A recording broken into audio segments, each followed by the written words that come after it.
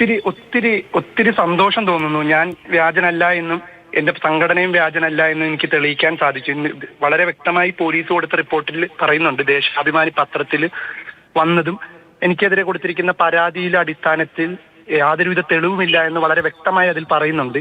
എനിക്ക് എന്റെ വേണ്ടപ്പെട്ടവർക്ക്, എന്റെ ബന്ധുക്കാർക്കുൾപ്പെടെ, എന്റെ സുഹൃത്തുക്കൾക്കും പാർട്ടിക്കാർക്കും ഉൾപ്പെടെ വ്യക്തിജീവിതത്തിൽ എനിക്ക് വളരെയധികം ഒരു മോശം സമയമായിരുന്നു. കുറെ പ്രയാസങ്ങളും പ്രതിസന്ധികളും തരണം ചെയ്യേണ്ടി വന്നു. എല്ലാത്തിനും ചെറുതായിട്ടെങ്കിലും ആ വിഷമം ഒന്ന് പങ്കുവെച്ചാൽ, ചെറുതായിട്ടെങ്കിലും അനുഭവിച്ച വിഷമം ഒന്ന്. ജീവിതത്തിൽ കൊറോണയ്ക്ക് മുമ്പും കൊറോണയ്ക്ക് ശേഷവും എന്ന് പറഞ്ഞ പോലെ ആയിരുന്നു എന്റെ അവസ്ഥ. എന്റെ ജീവിതത്തിൽ എനിക്ക് വ്യക്തിപരമായി എനിക്ക് കുറെ ഒന്ന് രണ്ട് വലിയ നഷ്ടങ്ങൾ എന്റെ ജീവിതത്തിൽ സംഭവിച്ചു. പക്ഷെ എനിക്ക് വൈകാരികമാണ് ഞാൻ പറയുമ്പോൾ എനിക്ക് അതുപോലെ എന്റെ ജീവിതത്തിൽ പ്രശ്നങ്ങളുണ്ടായി. എനിക്ക് കുറെ ബന്ധങ്ങളുണ്ടായി. എന്റെ പല നേതാക്കന്മാരുടെ ഫോട്ടോ ഉൾപ്പെടെ വെച്ച് മോശക്കാരായിട്ട് ചിത്രീകരിക്കാൻ ശ്രമിച്ചു. എന്റെ നേതാക്കന്മാരും നേതൃത്വവും എന്നെ കൂടെ പിടിച്ചു നിർത്തി. എനിക്ക് വേണ്ട സഹായങ്ങളെല്ലാം ചെയ്തു തന്നത് എന്റെ പാർട്ടിക്കാരും എന്റെ നേതാക്കന്മാരുമാണ്. ഒരിക്കലും എനിക്ക് അവരെ മറക്കാൻ സാധിക്കില്ല. ഈ നിമിഷം എനിക്ക് ഒന്നും പറയാൻ പറ്റുന്നില്ല. കാര്യം എന്റെ കുടുംബത്തിൽ ഉണ്ടായ കുറെ പ്രശ്നങ്ങളുണ്ട്.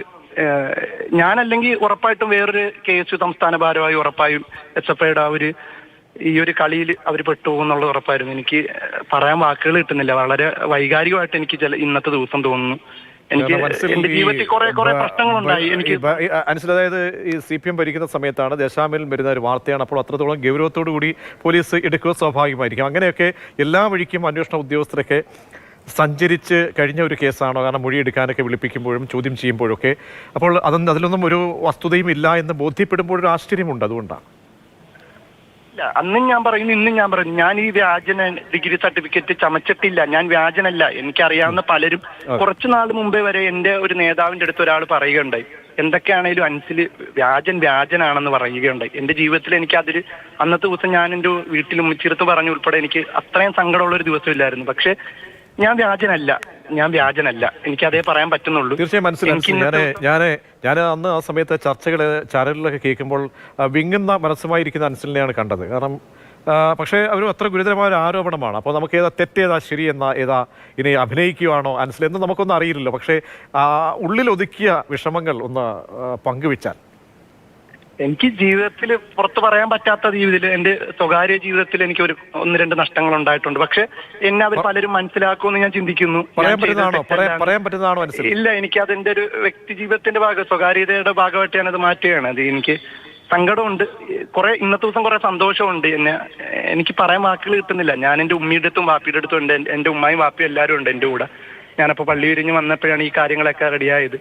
എനിക്ക് ഒത്തിരി സന്തോഷമുണ്ട്. ഞാൻ വ്യാജനല്ല എന്ന് ആദ്യമായി പറയേണ്ട മാതൃഭൂമി ന്യൂസിനോടാണ്. കാര്യം മാതൃഭൂമി ന്യൂസിലാണ് എനിക്ക് വന്നിരുന്ന് പറയാനായിട്ട്, എന്റെ നിരപരാധിത്വം പറയാൻ എനിക്കൊരു ആദ്യ പ്ലാറ്റ്ഫോം തന്നത് നിങ്ങളാണ്.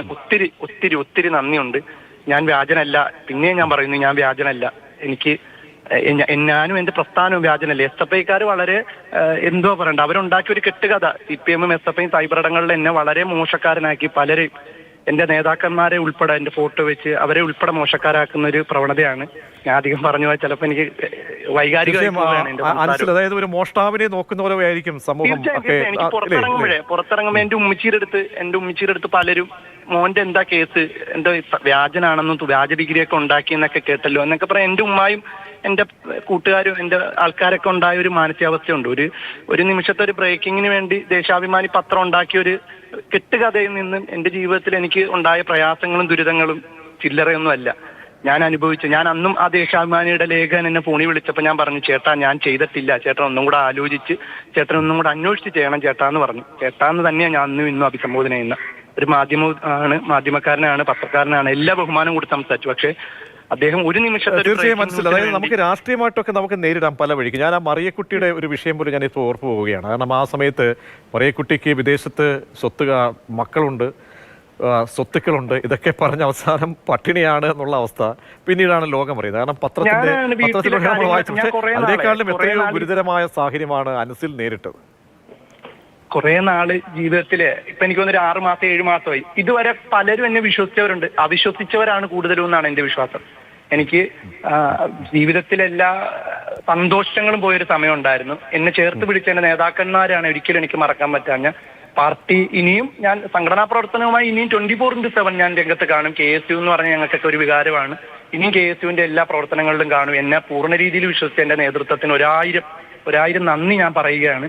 ഇനിയും നിയമ പോരാട്ടങ്ങളുമായി ഞാൻ നിയമ പോരാട്ടവുമായി മുന്നോട്ട് തന്നെ പോകും. ഒത്തിരി സന്തോഷമുണ്ട്. എല്ലാ മാധ്യമങ്ങളും എനിക്ക് വേണ്ടി സപ്പോർട്ട് ചെയ്ത് എല്ലാവർക്കും ഒത്തിരി സന്തോഷമുണ്ട്. എനിക്ക് എന്റെ നിരപരാധിത്വം പറയാൻ ആകെ അവസരം തന്ന നിങ്ങളാണ്. പിന്നെ കോടതിയും നിയമവ്യവസ്ഥയും പിന്നെയും എന്നെ അത്ഭുതപ്പെടുത്തുകയാണ്. എനിക്ക്